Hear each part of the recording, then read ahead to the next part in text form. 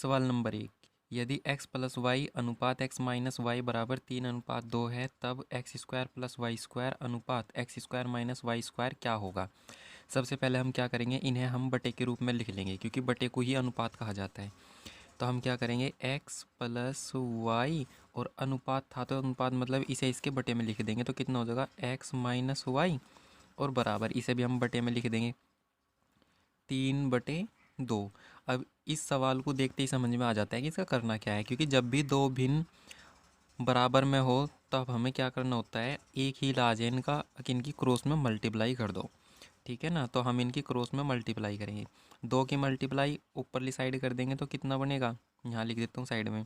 2 की multiply x में करो तो 2x प्लस 2y बराबर इसकी गुना इसमें कर दो 3x और माइनस 3y। ठीक है, अब x एक तरफ ले लो और y एक तरफ। अब 2x और प्लस का 3x इधर आएगा तो माइनस का 3x और बराबर यो माइनस का 3x 3y था और प्लस का 2y इधर आएगा तो माइनस का 2y हो जाएगा। अब इसमें से इसे घटा देंगे तो 2x में तो गया तो खाली x बचा बराबर इधर कितना बचा, माइनस के 3y और माइनस के 2y तो कितना बन गया, प्लस 5y। ठीक है, तो x का मान 1 और y का मान 5।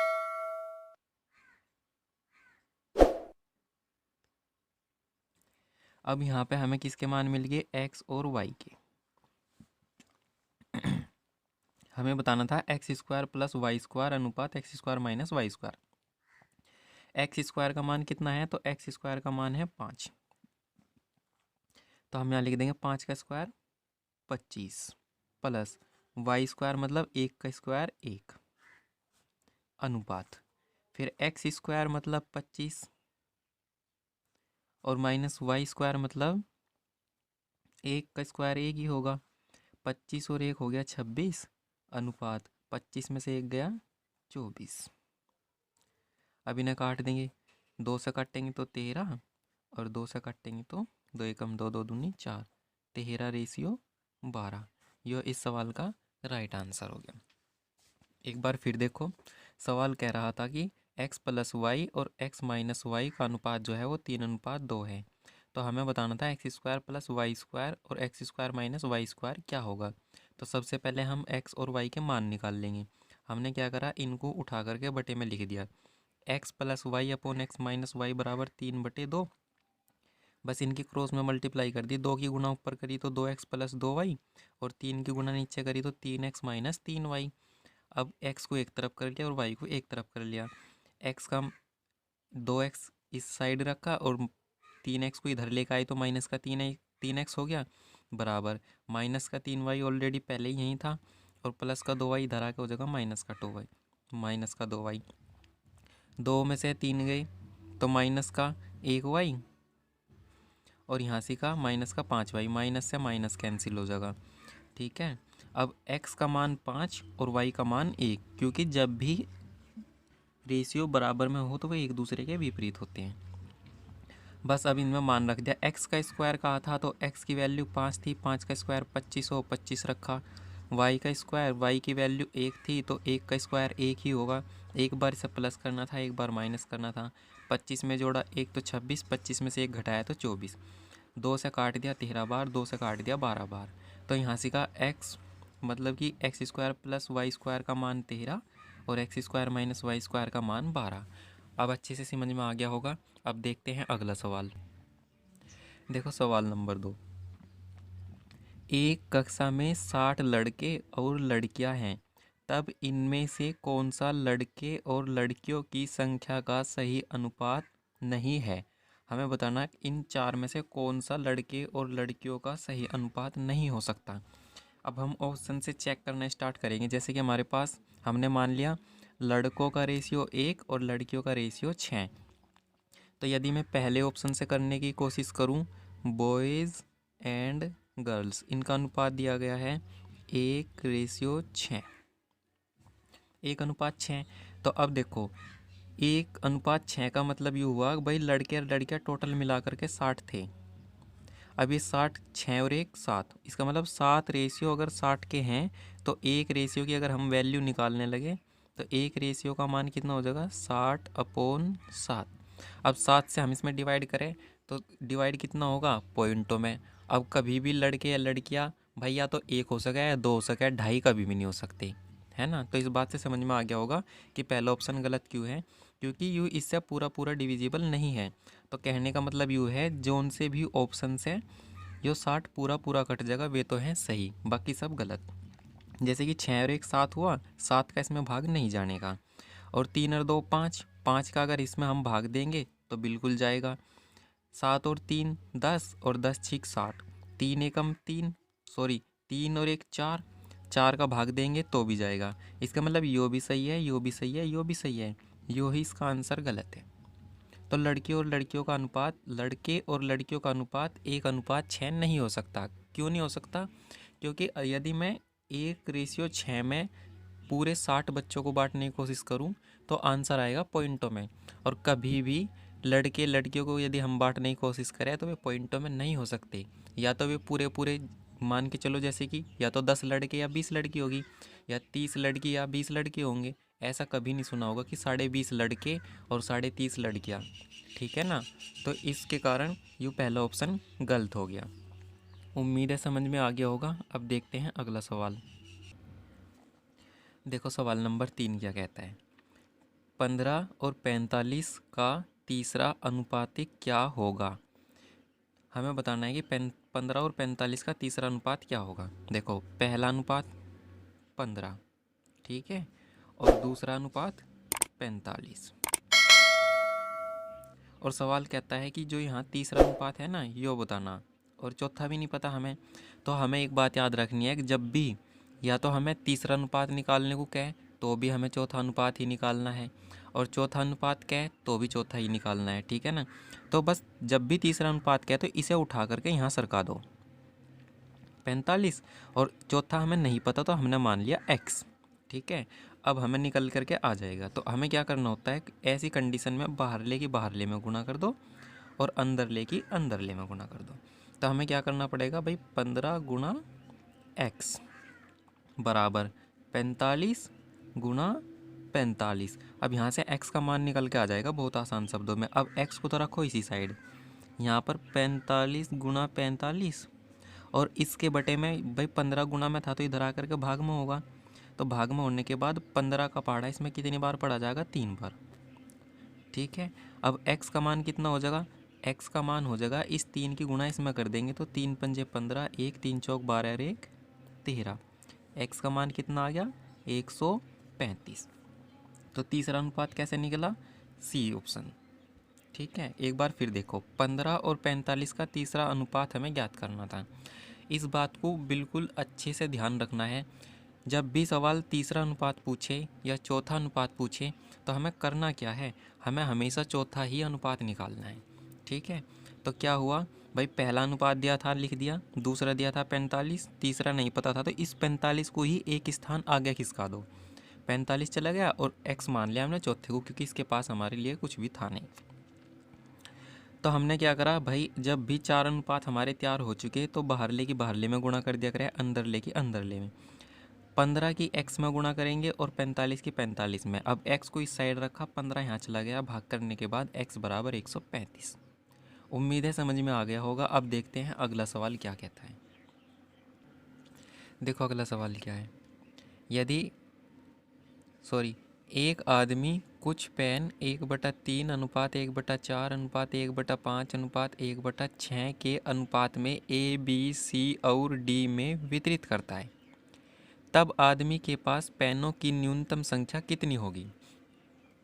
पेनों की कम से कम संख्या बतानी है, कम से कम कितने पेन होंगे, ठीक है ना। टोटल पेन निकालने, कम से कम कितने हैं। तो हमें क्या करना होगा भाई, पहले तो जो ये अनुपात दिए गए हैं ये है बटे के रूप में, हमें ने सीधा सीधा प्रॉपर रेशियो बना लेना है, ठीक है ना। तो रेशियो बनाने के लिए हमें क्या करना पड़ेगा भाई, हम यहाँ पे लिखते हैं A अनुपात B अनुपात C अनुपात D, ये 4 लोग दिए गए थे और चारों का हमें अनुपात दिया था 1/3 अनुपात 1/4 अनुपात 1/5 और अनुपात 1/6। तो हम इन्हें भिन्न से चेंज कर देते हैं। तो करना क्या होगा, सबसे पहले हमें इन सभी का लेना होगा एलसीएम। तो हम इन सब का एलसीएम निकाल लेंगे तो 60 हो जाएगा एलसीएम। अब देखो, इस 3 का भाग 60 में कितनी बार जाएगा, 20 बार, और 20 की गुणा 1 में करोगे तो 20। फिर 4 का भाग इसमें कितनी बार जाएगा, 15 बार, तो 15 की 1 में गुणा करोगे तो 15। फिर 5 से इसे भाग देंगे तो 4 बार, ठीक है ना भाई। 5 से इसमें भाग करोगे तो 12 बार, 12 की 1 में गुणा करोगे तो 12 ही होगा। अब 6 का भाग इसमें 10 बार, और 10 की 1 में करोगे तो 10 हो गया। तो अब हम कह सकते हैं कि हमारा ए, बी, सी और डी का अनुपात ये आ गया, ठीक है ना। एलसीएम को नीचे से ख़त्म कर दो। तो ए का अनुपात 20, बी का 15, सी का 12 और डी का 10, ठीक है ना। अब हमने रेशियो में बदल लिया। तो उसने कहा था कम से कम पेनों की संख्या कितनी होगी। भाई ए के पास 20 पेन हैं, बी के पास 15, सी के पास 12 और डी के पास 10। तो कम से कम कितने पेन हो गए। तो हम क्या करेंगे भाई, इन सभी पेन को प्लस कर देंगे, ठीक है। तो इन सभी पेन को हम प्लस करेंगे तो हमारे पास कितना बनेगा भाई, इन सभी को जोड़ने के बाद हो जाएगा 57, ठीक है। तो कम से कम पेनों की संख्या कितनी थी, 57। ये इस सवाल का एकदम राइट आंसर है। एक बार फिर देखो, एक आदमी कुछ पेन इतने 1/3, 1/4, 1/5 और 1/6 के अनुपात में ए, बी, सी, डी 4 आदमियों में वितरित करता है। तब आदमी के पास ये बताना था कि न्यूनतम मतलब कम से कम उसके पास कितने पेन थे। तो हमने क्या करा, अनुपात दे रखा था भिन्न के रूप में, हमने उसे सरल कर लिया। सरल करने के बाद हमें पता लग गया ए के पास 20, बी के 15, सी के 12, डी के 10। टोटल कुल मिलाकर जो पेन बांटे गए थे वे थे 57। बस उसने यही पूछा था कितने पेनों का बंटवारा हुआ, मतलब बांटने वाले के पास कम से कम कितने पेन थे, ठीक है ना। उम्मीद है समझ में आ गया होगा। अब अगला सवाल देखते हैं। देखो अगला सवाल क्या कहता है, यदि a/b बराबर 2/3, तब 5a³ minus 2a² ratio 3ab² minus b³ क्या होगा। सवाल का कहना ये है कि a का मान 2, b का मान 3, तब मुझे ये बता दो कि इसका और इसका रेशियो क्या होगा। तो हम निकालना स्टार्ट करते हैं। हमारे पास मौजूद है कि a/b हमें दिया गया है 2/3, हमने लिख दिया। हमें ज्ञात क्या करना, हमें रेशियो निकालना किसका, 5a³ माइनस 2a² और ratio 3ab², 3ab² minus b³, ठीक है। बस अब करना कुछ नहीं, सीधा सीधा इनके मान रख देंगे। यहाँ पर 5 है तो 5 जो का 2 रहेगा, मल्टीप्लाई a³, a का मान है 2, इसका मतलब 2³ तो 2³ कितनी हो जाएगी, 2³ हो जाएगी 8, 2³ 8। फिर माइनस जू का 2, यहाँ 2 था तो 2 ही रहेगा। a का स्क्वायर मतलब a का मान 2 था तो 2 का स्क्वायर हो जाएगा 4। फिर मल्टीप्लाई b का मान कितना था 3, यहाँ पर रख दिया हमने 3, पहले की हमने वैल्यू रख ली। अब बारी आई दूसरे की, यहाँ पे 3 रहेगा जू का 2, मल्टीप्लाई a की जगह 2 और b का स्क्वायर मतलब 3 और 3 का स्क्वायर 3 तिया 9 और माइनस b³ मतलब 3 की क्यूब हो जाएगी 27, ठीक है। अब बस इसको हम सॉल्व कर लेंगे। 5 की 8 में मल्टीप्लाई कर देंगे, 5 अट्ठे 40 और माइनस 4 दूनी 8 और 8 तिया 24, ठीक है। अब अनुपात, अब इसे भी ऐसे ही कर दो भाई, 9 दूनी 18, 18 तिया 54 माइनस का 27, ठीक है। अब इन्हें कर देंगे हम माइनस करने के बाद जो भी हमारा अनुपात आएगा उसे हम काट लेंगे। हम इन्हें घटा देते हैं। 40 में से मुझे 24 घटाना, तो 40 में से 24 जाएंगे तो केवल 16 बचेगा और अनुपात 54 में से 27 घटाना तो 27 ही बचेंगे। तो ये क्या रेशियो निकल के आ गया, ये रेशियो निकल के आ गया 5a³ माइनस 2a² b का रेशियो 16, 3ab² माइनस b³ का रेशियो 27। तो इसका राइट आंसर कितना होगा 16:27। तो हमें कहाँ दिखाई देगा, ऑप्शन ए में। ये इसका आंसर हो गया। उम्मीद है समझ में आ गया होगा। एक बार फिर बता देता हूँ, ए बी के मान सीधे सीधे दे दिए थे कि ए का मान 2 है, बी का मान 3 है। करना कुछ नहीं था, जहाँ ए है बस ए का मान उठा कर वहाँ रखना था, और जहाँ बी है बी का मान वहाँ रखना था। कैलकुलेशन करने के बाद पता लग गया कि ए भाई इसका रेशियो 16 और इसका रेशियो 27। सवाल ने केवल इतना ही पूछा था, ज़्यादा बड़ी इसमें कोई बात थी नहीं। और एसएससी जीडी में आजकल जो पिछले 2 या 3 सालों से पेपर हो रहे हैं ना, सब में बस यही क्वेश्चन पूछे जाते हैं हर बार। ठीक है ना, ज़्यादा पहाड़ भर की बात कोई नहीं है। अब भाई हमें ये भी पढ़ना वो भी पढ़ना, केवल प्रीवियस ईयर। और आप खुद मैच करके देख लेना इन क्वेश्चनों को आने के बाद में, यदि इनसे बाहर कुछ भी आता हो तो ज़्यादा मेहनत करने की भी कोई ज़रूरत नहीं है। सवाल नंबर 9 देखो, 9 और 15 का तीसरा अनुपात क्या होगा। हमें बताना है कि 9 और 15 का तीसरा अनुपात क्या होगा। तो अभी पीछे मतलब कि 2 क्वेश्चन के पहले ही जो क्वेश्चन था वो सेम टू सेम यही था। तो आप सब यदि इस बात को नहीं भूले हो कि तीसरा अनुपात कैसे निकालते हैं, तो देखो कितनी जल्दी हो जाएगा। भाई पहला अनुपात 9 और दूसरा अनुपात 15, फिर समानुपात का चिन्ह, फिर तीसरा अनुपात हमें निकालना। तो जब हमें तीसरा अनुपात निकालना होया करे तो हमें पता ना, अगर भैया जब भी तीसरा पूछा है चौथा तो हमें निकालना चौथा ही है। अब बात ये आ जाती है कि फिर यहाँ क्या रखूँ, यहाँ रखना है हमें 15। ठीक है ना, 15 को एक स्टेप आगे कूदा दो। होने के बाद बस कुछ नहीं, अब बाहर ले में गुणा और अंदर लेके अंदर ले में गुणा। हम करेंगे यहाँ पर 9x इन दोनों की गुणा होगी, और यहाँ कितना हो जाएगा 15 गुणा 15। तो x का मान कितना होगा 15 गुणा 15 और बटे 9। देखो 3 तिया 9, 3 पंजे 15, फिर 3 पंजे 15। तो x का मान कितना आ गया 5 पंजे 25। कितनी जल्दी थर्ड रेशियो इसका पता लग गया। तो ये इसका तृतीय अनुपात होगा। ठीक है, तो x का मान कितना आ गया 25। Option B right answer. एक बार फिर देखो, क्योंकि ये सवाल बहुत इंपॉर्टेंट है, हर बार रिपीट होते ही हैं ये। 9 और 15 का तीसरा अनुपात ज्ञात करना था। टोटल मिलाकर 4 अनुपात होते हैं, हमने लिखा 9 और 15। तीसरा अनुपात ज्ञात करना था, इसे भी खाली छोड़ दो, चौथे को भी खाली छोड़ दो। फिर उस बात को याद करो कि हमें तीसरा निकालना हो या चौथा तो हमेशा हमें चौथा ही ज्ञात करना। तो हमने चौथे पे मान लिया x। फिर बारी आ जाती है कि यहाँ क्या रखूँ, तो भैया एक स्टेप कूदा दो से अगली तरफ, तो हो गया 15।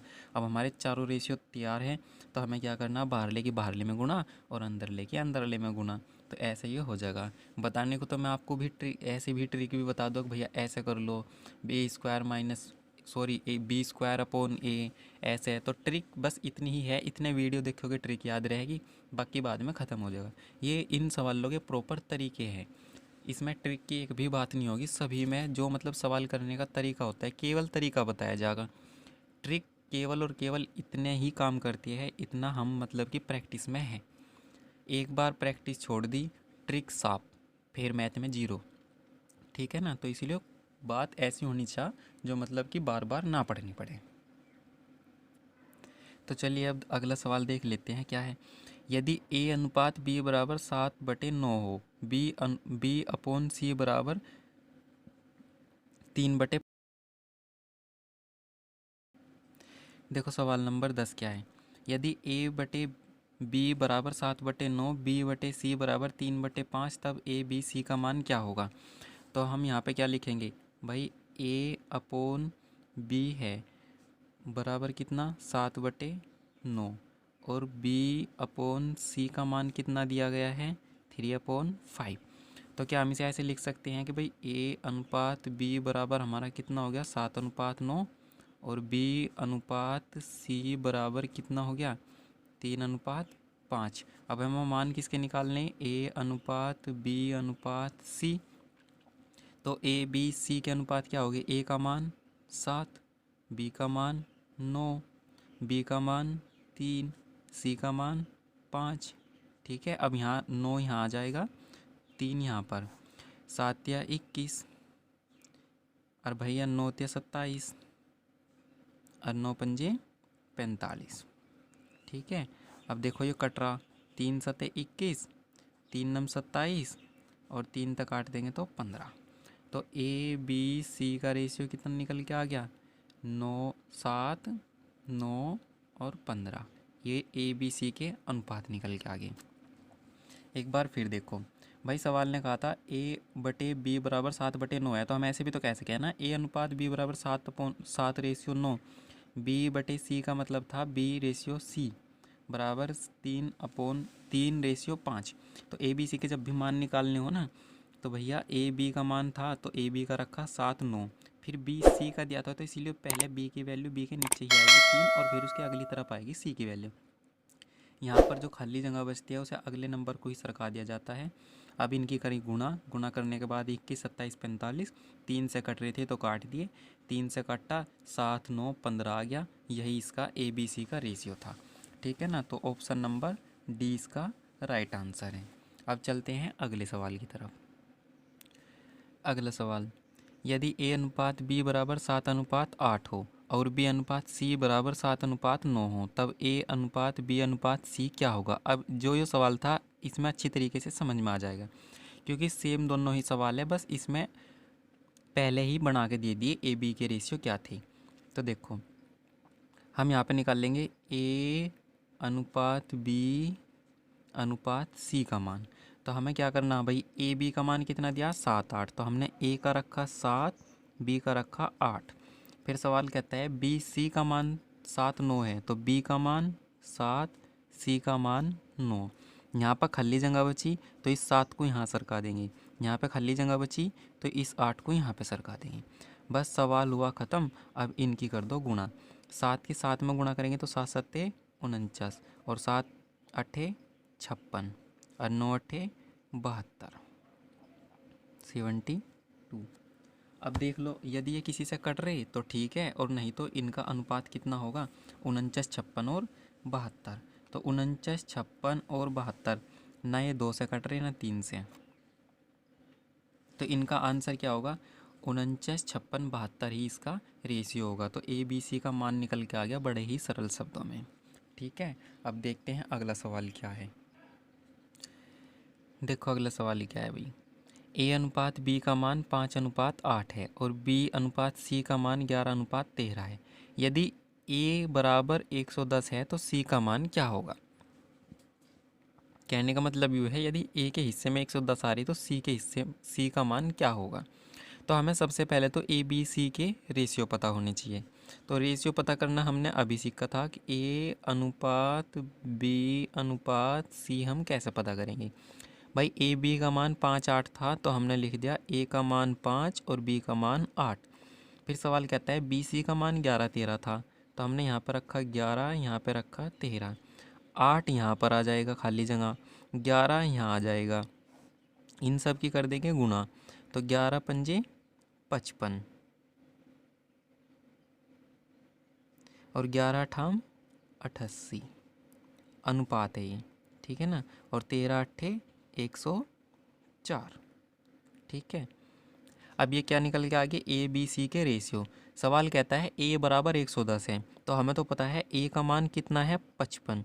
इसका मतलब 55 रेशियो किसके बराबर है 110 के।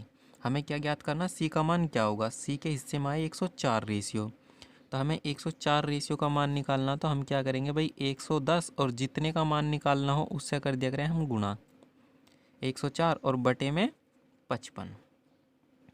ठीक है, बटे में 55।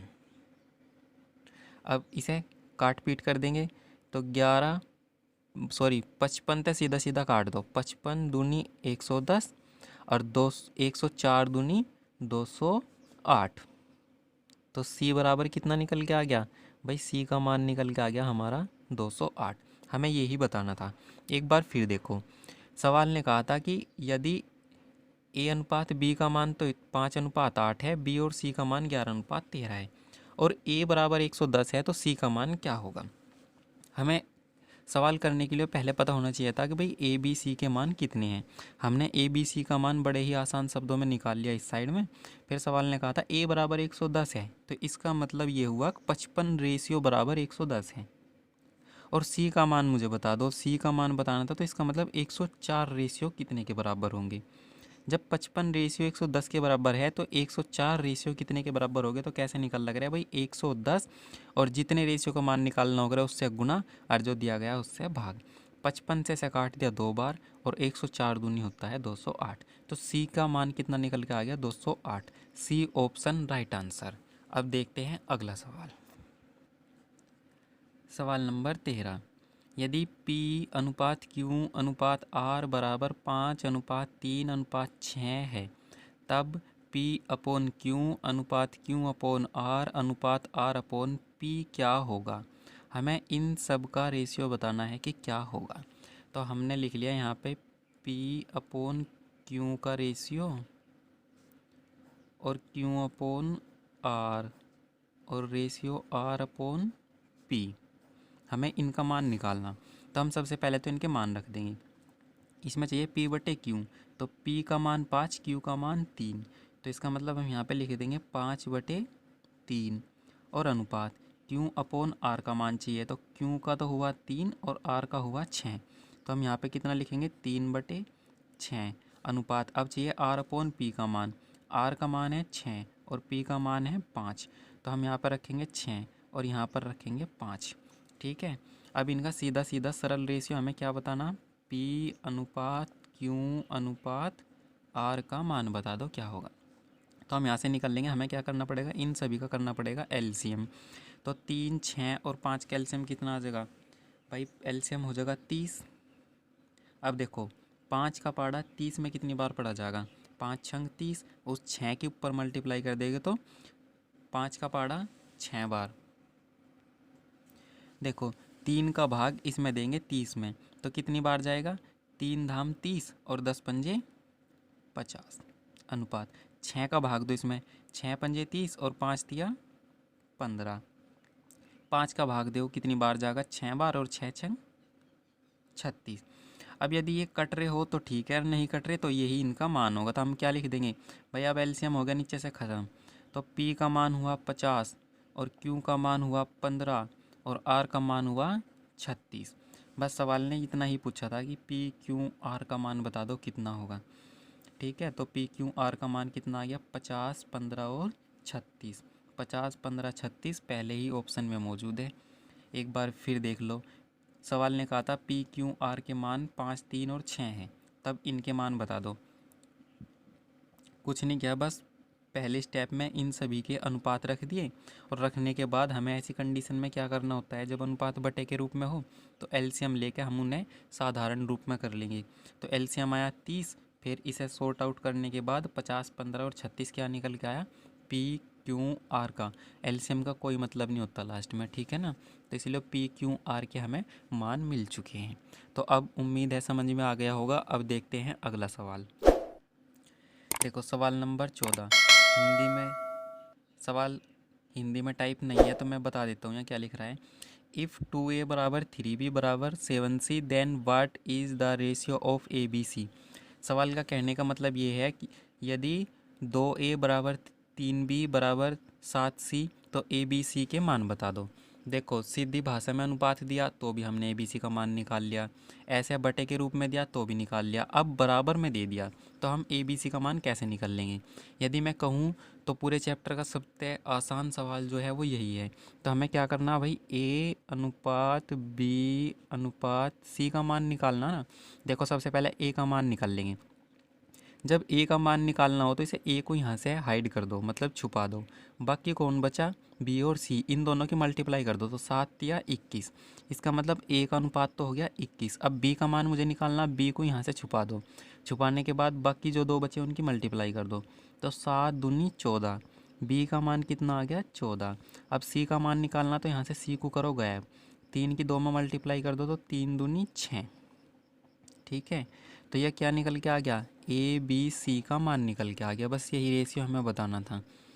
एक बार फिर बता देता हूँ, जब भी अनुपात बराबर में दिए गए हों और ABC की हमें वैल्यू पूछी गई हो, तब हमें उस कंडीशन में क्या करना, हमने लिखा ABC के मान निकालने ना, तो सबसे पहले A का मान निकाल लेंगे, तो A को छुपा लो, बाकी दो की गुणा कर दो तो 7 या 21। B का मान निकालना तो B को छुपा लो, 7 की गुणा 2 में करेंगे तो 7 दूनी 14। C का मान निकालना तो C को गायब करो, बाकी दो की मल्टीप्लाई कर दो। करने के बाद ए बी सी तीनों के मान निकल के आ गए। उम्मीद है अब यह सवाल आपको समझ में आ चुका होगा। तो हमने यहाँ पर इस चैप्टर के अंदर अभी तक 3 तरीके से अनुपात पता करना सीख लिया। एक तो जब अनुपात बराबर में हो, दूसरा जब अनुपात बटे के रूप में हो, और तीसरा जब अनुपात इस प्रकार सीधा सीधा दिया गया हो। ठीक है, तो हम बड़ी ही आसानी से ए बी सी के मान निकाल सकते हैं। अब देखते हैं अगला सवाल। देखो अगला सवाल क्या है। दो संख्याओं का अनुपात 14:25 है। यदि उनके बीच का अंतर 264 हो तब छोटी संख्या क्या होगी। ठीक है, तो सवाल कहता है यदि इनके बीच का अंतर 264 है तो हम सबसे पहले इनके लिख लेंगे कि भाई पहली संख्या ए और दूसरी संख्या बी। इनका अनुपात दिया था 14 और कितना 25, 14 और 25। इन दोनों के बीच का अंतर 264 है। हमने यहाँ पे लिख दिया अंतर 264 है, तो इन दोनों के बीच का अंतर कितना बनेगा भाई। 25 में से 14 को घटा दूँ तो 11। इसका मतलब यह हुआ कि 11 रेशियो यदि 264 के बराबर है तो हम एक रेशियो का मान निकाल लेंगे भाई 264, और बटे में कितना आ जाएगा 11। तो एक रेशियो का मान कितना हो जाएगा, इसे भाग दे देंगे तो 11 दूनी 22 और 11 चौक 44। तो एक रेशियो का मान कितना आ गया 24। जब हमें एक रेशियो का पता, उसने कहा छोटी संख्या क्या होगी। अब दोनों में से छोटी संख्या क्या है, दोनों में से छोटी संख्या है 14। तो इस 14 में गुणा कर देंगे हम 24 की, और 24 की गुणा कर देंगे तो कितना आ जाएगा 336। ठीक है, तो छोटी संख्या पूछी थी तो छोटी संख्या निकल गई। एक बार फिर देखो, दो संख्याओं का अनुपात दिया था। ठीक है, उनके बीच का अंतर है। जब भी अंतर का तो इसका मतलब इन दोनों को घटा के लिखो। घटा के लिखा तो 11 आया। इसका मतलब 11 रेशियो जो दिए वो 264 के बराबर है। तो एक रेशियो का मान निकाल लेंगे। एक रेशियो का मान निकल के आया 24। उसने कहा छोटी संख्या बताओ, तो 24 में गुणा 14 में गुणा कर दो, और बड़ी संख्या कहता तो 25 में गुणा कर दो। दोनों संख्या ही कहता तो दोनों में गुणा कर दो। ठीक है ना, बस इतना सा सवाल था ये। अब देखो अगला सवाल क्या है। सवाल नंबर 18, 9 और 36 का तीसरा समानुपात क्या होगा। देखो फिर से रिपीट हो गया यही सवाल, तो मैं इसे बहुत जल्दी करके कर देता हूँ। अब आप लोगों को भी अच्छी तरीके से समझ में भी आया होगा।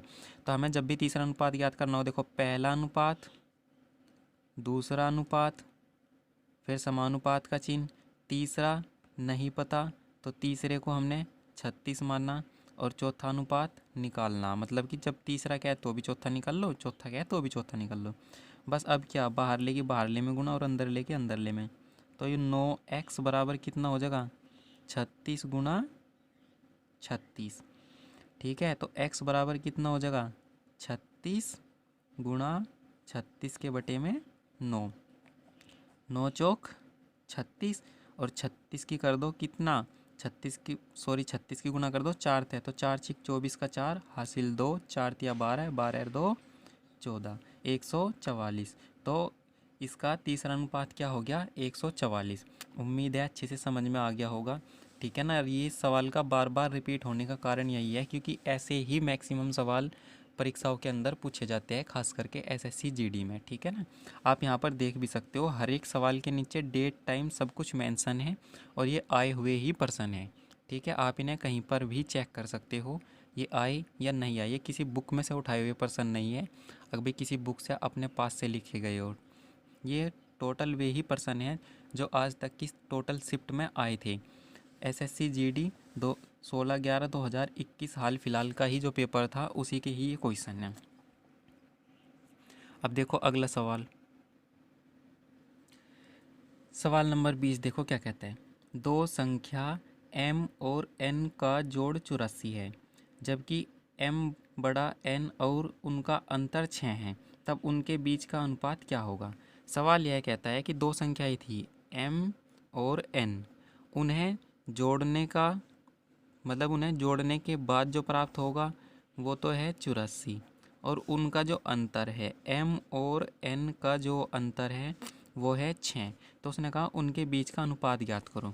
जब भी दो संख्याओं का योग दिया हो और अंतर दिया हो और हमें संख्याएं पता करनी हो तो एक बड़ी ही सरल सी बात होती है, क्या, अगर दोनों को जोड़ के 2 से भाग करोगे तो बड़ी संख्या मिलेगी, और दोनों को घटा के 2 से भाग करोगे तो छोटी संख्या मिलेगी। तो देखो हमें यहाँ पर बड़ी संख्या निकालनी, मतलब बड़ी संख्या यदि m मान रखी तो बड़ी संख्या क्या होगी भाई, दोनों को जोड़ के 2 से भाग कर दो तो हमें बड़ी संख्या मिलेगी। और छोटी संख्या हमने क्या मान रखी, छोटी संख्या n, तो छोटी संख्या निकालनी तो दोनों को घटा दो और 2 से भाग कर दो तो हमें किसका मान पता लगेगा, n का मान। ठीक है, अब 84 में 6 को जोड़ेंगे तो 90 आएगा और 90 को मैं 2 से भाग करूँगा तो कितना आ जाएगा, 45। अब मैं इसमें से इसे घटा दूंगा, घटाने के बाद मेरे पास कितना बचेगा, 78। और 78 के बटे में 2, अब 2 से हम इसे काट देंगे तो 2 तिया 6 और 2 नाम 18। m का मान 45 और इसका मान 39। ठीक है, और हमसे क्या पूछा था, m और n का अनुपात पूछा था, तो अनुपात कितना हो जाएगा, 45 अनुपात 39। अब हम इन्हें 3 से काट देंगे, 3 एकम 3, 3 पंजे 15, 3 एकम 3, 3 तिया 9, तो अनुपात कितना आ गया, 15 अनुपात 13। तो हमारा राइट आंसर क्या होगा, डी। आज की वीडियो में बस इतना ही काफ़ी। और यदि आपको यह सीरीज़ अच्छी लगती हो तो प्लीज़ चैनल को लाइक, सब्सक्राइब और कमेंट में अपनी प्रॉब्लम को ज़रूर अच्छे से जाहिर करना।